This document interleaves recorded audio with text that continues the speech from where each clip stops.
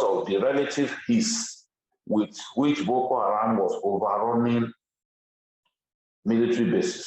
So the idea of the super camp was to make the camps, the military bases stronger. You bring weapons from the smaller military units and concentrate them in a military base that will now be called the super camp. That was the idea of the super camp. It was in response to not just casualty of equipment, but casualty of officers and men. So, but in spite of that, a number of army super camps are known to have been overrun by Boko Haram insurgents, especially the ISWAP, which is the more effective fighting faction of the Boko Haram. So when you bear this in mind, that some of the most fortified military bases were overrun by insurgents, at a point they were in the space of 3 weeks, a number of them were overrun, then it should not come as a total surprise that some bandits breached security at the NDA, because the NDA does not even have the kind of fortification associated with military bases in the Northeast. So I am not entirely surprised. The only thing is, one would have expected that because armed banditry had been prevalent around the NDA area. Remember, the students of the Federal School of Forestry Mechanization were kidnapped, over 100 of them, and their school was located adjacent to the NDA. So if the bandits could pull that off and they spirited those students into the forest, despite it being close to a military formation like the NDA, not far away from the Air Force base, not far away from the one mechanized division, then it shouldn't surprise anyone that they've done this. The disappointment, however, is that we ought, in the light of those attacks that I reported earlier,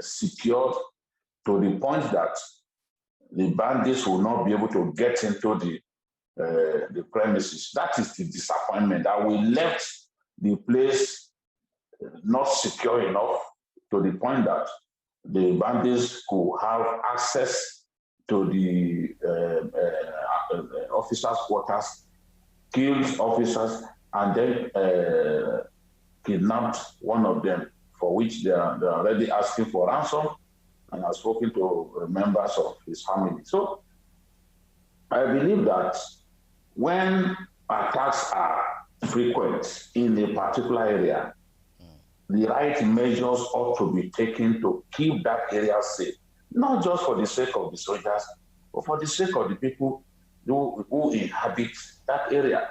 That we have not done that in the case of NDA is the reason I am immensely disappointed. Not because bandits found a way to get into the NDA facilities. Bandits have been overrunning military bases. Bandits have been killing soldiers. So it's not really, that is not really the aspect of it that shocks me. It's the fact that we did not do anything to keep that area impregnable. That is of immense disappointment to me. Anyway, I'd also like to know, based on the fact that people are saying that getting into the NDA premises is like a camel going through the eye of a needle. But on Fridays, the gates are flung open for every Tom, Dick, or Harry for Jumat prayers. Do you think it's possible that the attackers might have seized this opportunity to profile the environment? What role do you think religion, especially, and socio-cultural play on our security architecture? I'm convinced that where you allow people to go into a military complex without screening them in any way, you never can tell the kind of person who will get into that place. I don't think it makes sense to simply allow people to have a stroll around or into a military complex.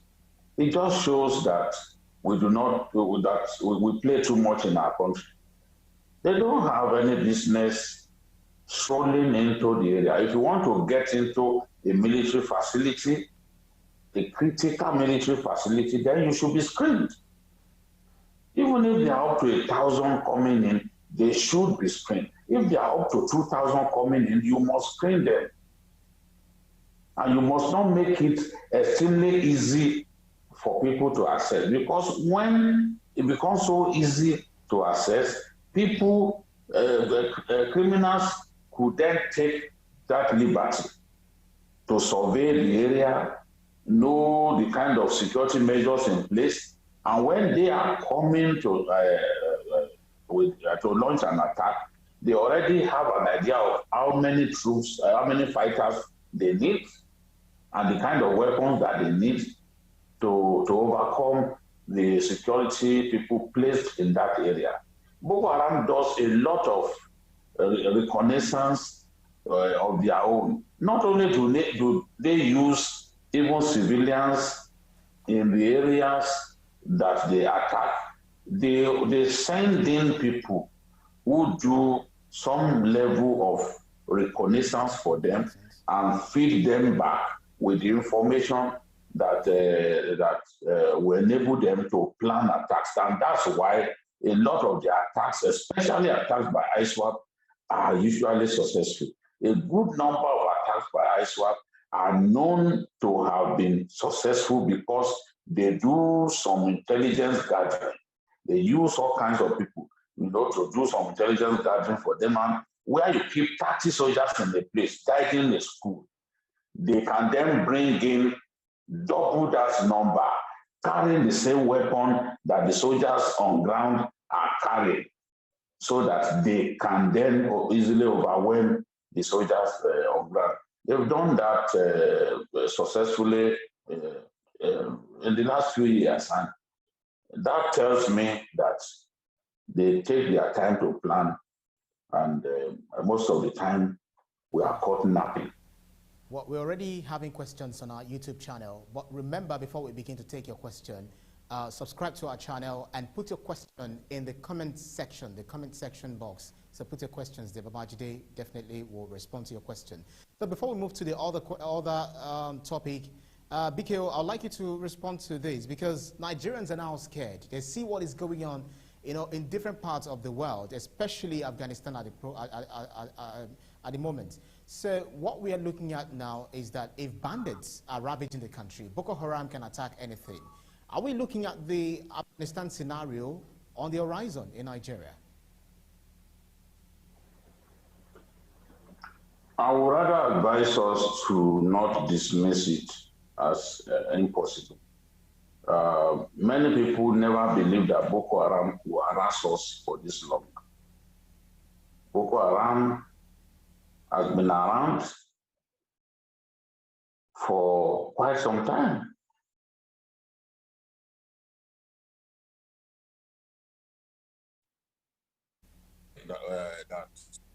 Look, they are the ragtag group of we can deal with decisively, but they've shown themselves to be tough cookies, at least for us. So let us not rule anything out. Let us not rule anything in. Let us not tell ourselves that, look, what happened in Afghanistan can't happen here. You may say that to overrun Nigeria as a country will be difficult.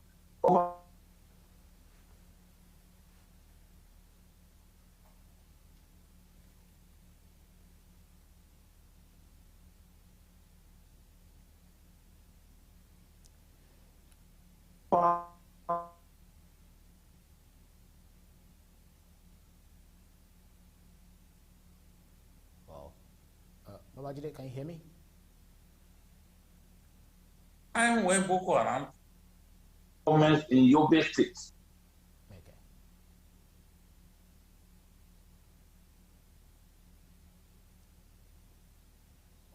Babajide, it looks like we're losing your audio momentarily. Could you try to take us back to the line of thought that you want to take us? You said by the time something in Yobe State, that's what we got.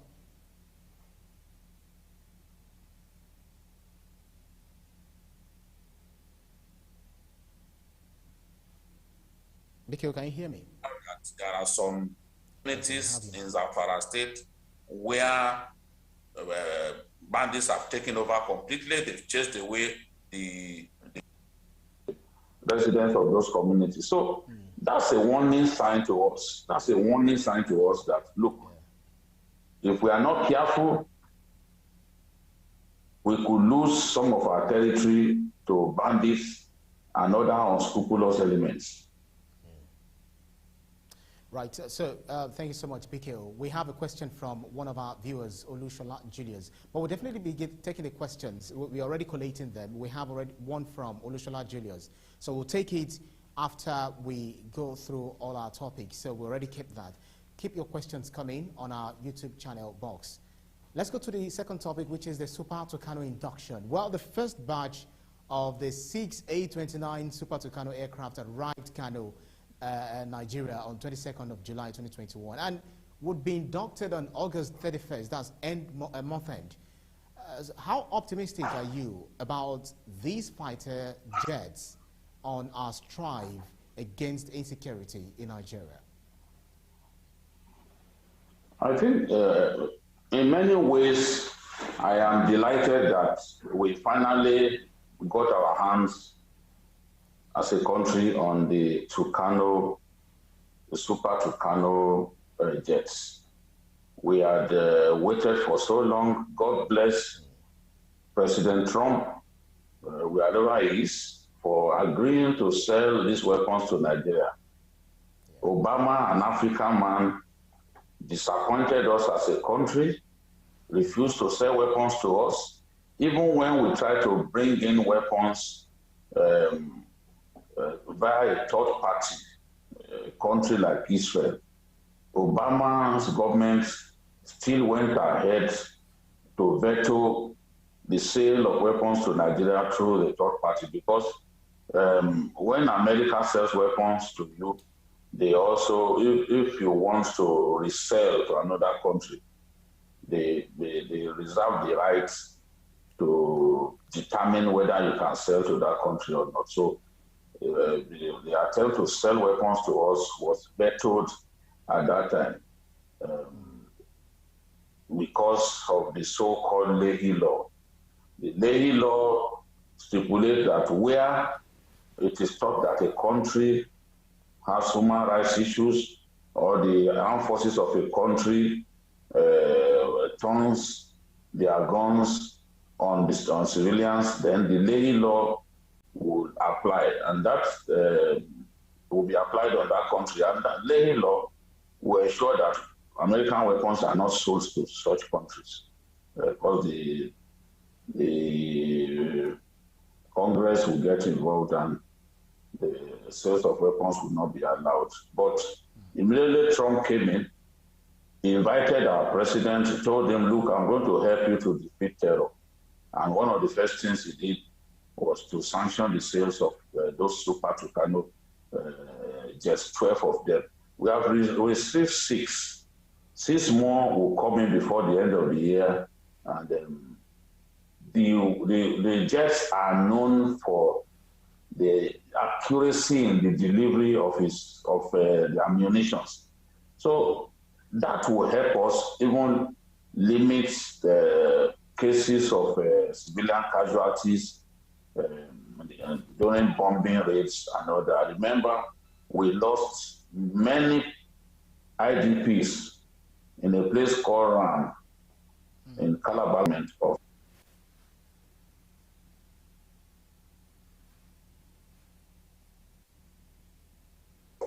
IDPs, you know. such inaccurate delivery of weapons will not happen with the Tucano Jets because of the precision that is associated with his delivery of his laser-guided munition. So, and of course, because it has tremendous fuel economy, it can be on air for many hours, simply doing its job of bombing enemy targets. And it has the capacity to also do reconnaissance work. So you can use it to spy on the opponent, you know, and it will snap pictures that will be extremely clear for our armed forces to analyze and then determine when to go for the kill. So it's been tested in Colombia, tested even in Afghanistan, and recorded tremendous results. It's been tested in Mali. So we have a fighter bomber that is noted for its tremendous capability. Until now, I would say we've never had fighter jets that could be trusted as much as the Tucano bombers. So we expect that it will be a game changer in this war. There are territories that some of our helicopters cannot readily go to because the helicopters need to fly low, and that exposes them to some risk. But with the Tucano bombers, we can soften up the enemy from high altitude and then get the ground attack helicopters, especially our Mi-35P, the #1 killing machine of the Nigerian Airforce, to then do what is called intimate attack on the enemy. By which case they will be providing close air support to the ground troops. This is the scenario that I'm already looking forward to, getting the Tucanos to first launch the first wave of attacks, drop their munitions with accuracy on the target area before the ground attack helicopters finish off the enemy. When Boko Haram fighters see our Mi-35, the Russian-made Mi-35P, they take to their heels because they know that it kills mercilessly. Right. Okay. So, but there are areas where they do not like to use them, you know, where I'm sure now that the Tucano jets would be much more useful. You can imagine when we have all the 12 Tucano jets, we have the JF-17, the fighter bombers that the Pakistanis sold to us, and we still have the F-7, the supersonic jet of the Nigerian Airforce. We still have them in place. We still even have a few of our Alpha jets. Yes, the Alpha jets have been decommissioned in other lands, but we still manage to use them in Nigeria, fabricating spears for them on our own, just looking inwards and trying to find a solution where we don't have enough. So I'm confident that this is a game changer for us. It's a happy day that the Tucano jets are here, and I can't wait for the induction ceremony on Wednesday, after which they will go fully into the military campaign against bandits and Boko Haram. Babajide, can you hear me? Can you hear me? Right, good. Okay, so yes. let me ask you the second question before we go to the last topic. So looking at the itinerary, although you touched on it, I want you to really explain to us very clearly, looking at the itinerant nature of the bandits or so, plus the victims they hold hostage for ransom, how do you think these fighter jets would be deployed without killing these civilians, or are we looking at something of a sort of a collateral damage here? Collateral damage will always happen in any military campaign. It's extremely difficult to not have collateral damage. For example, even these bandits harbor some people that they have kidnapped in their camps. How do you kill them without killing some innocent civilians that they are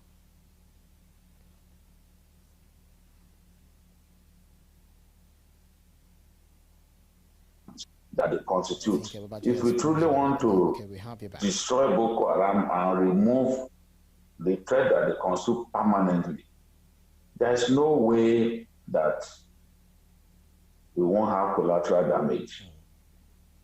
But the good thing is that for bandits, their camps are located not in civilian areas, but in the forest. So that makes them to be legitimate targets. What are they doing in the forest? So I know that even where we have collateral damage, it will not be substantial. It would happen.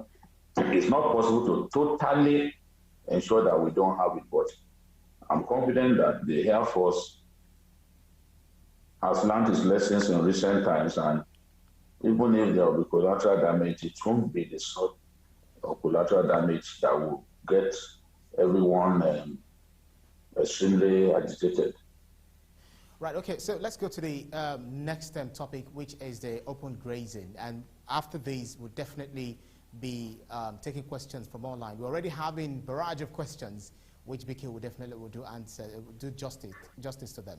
So, open grazing topic now. Babajide, at the point, there was a debate about Ruga settlements under this same administration. Later came up with the National Livestock Transformation Plan, but today we are having a different conversation. Do you consider the Buhari-led administration serious about pursuing its own policies or only proficient at lip services, as people allege?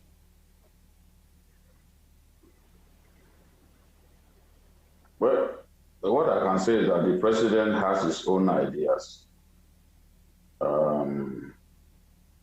He thinks that his methods and his ideas are the best for the country. Sometimes his ideas are very good. Sometimes I buy his ideas. But sometimes too, I don't see the merits in those ideas, and I oppose those ideas. I oppose some of his methods. I oppose some of his tactics.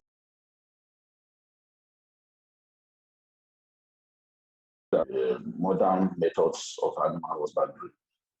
That's already been done in a few states of our country. You can see what Kano State has done with the Ruga settlement in Dansoshia Forest, in Kano State. And many Fulani herdsmen, they don't need to move around.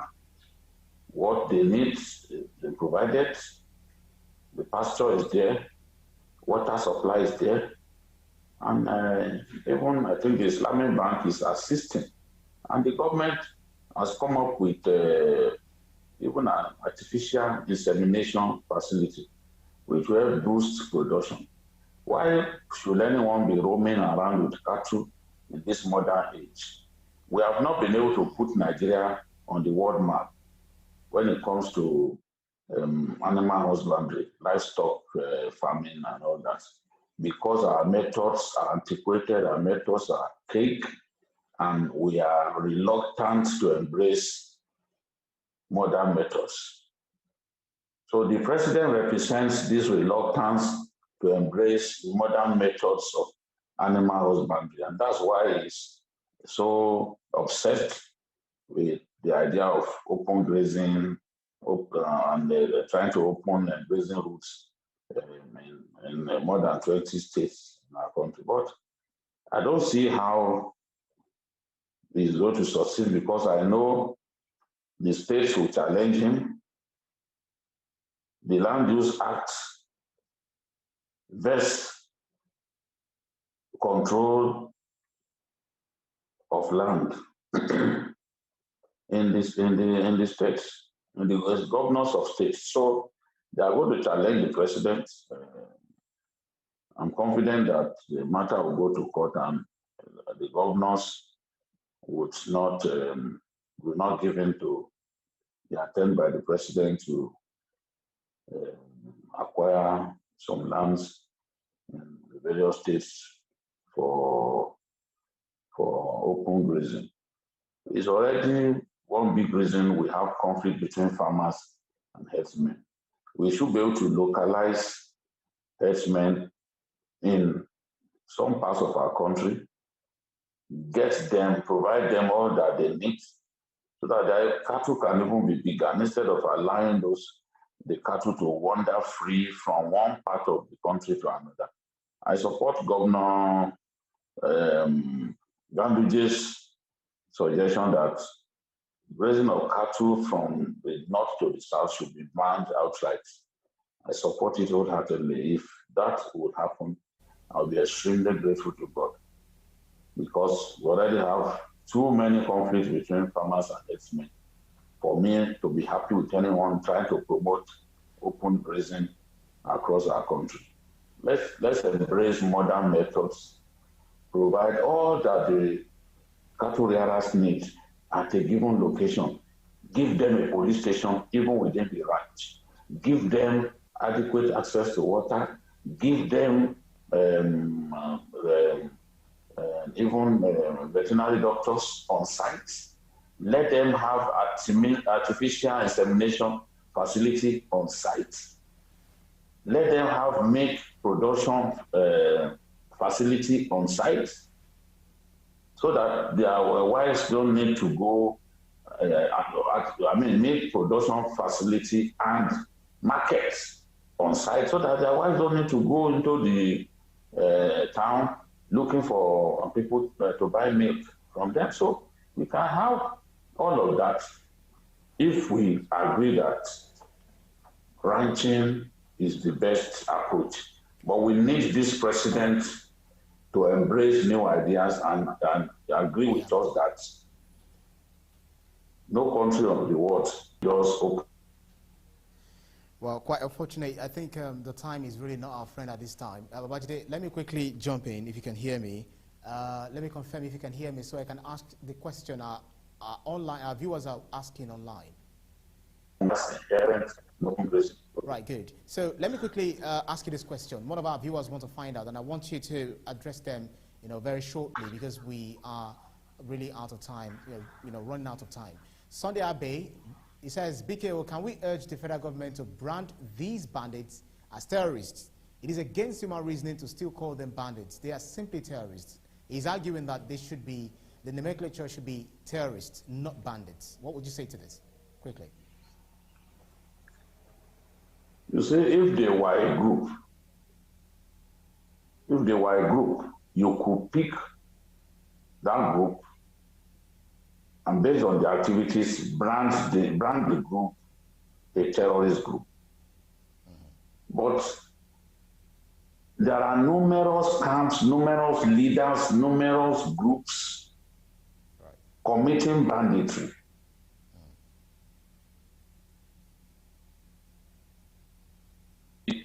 The mistake Nigerians are making is to assume that because some of the activities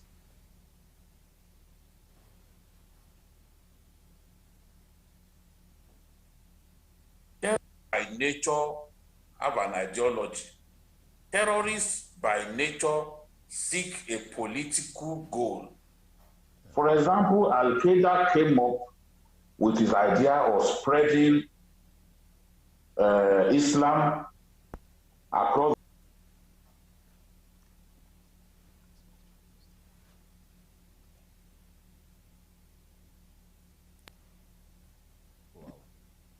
In achieving their aim, they opt for terrorists. That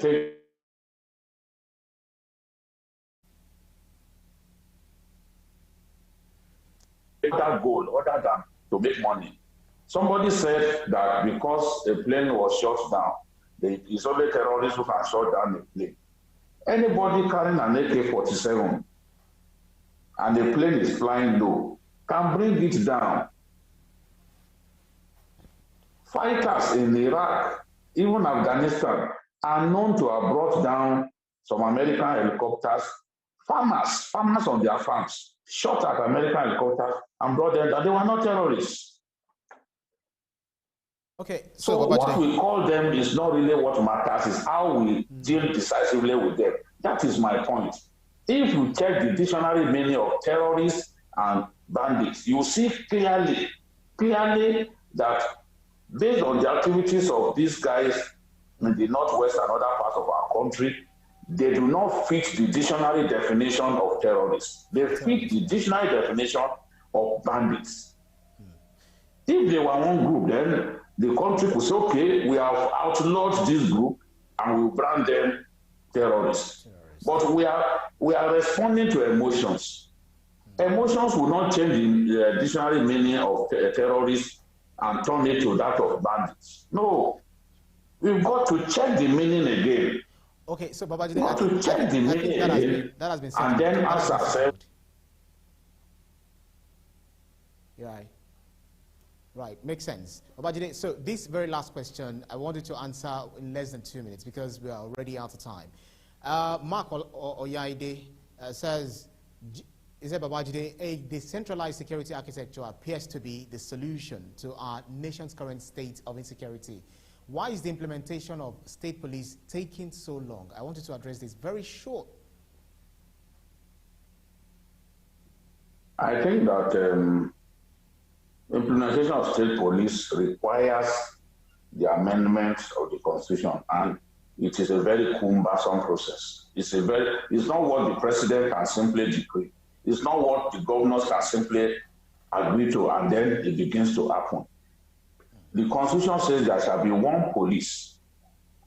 So it means we have to amend the Constitution, and it's a very long process.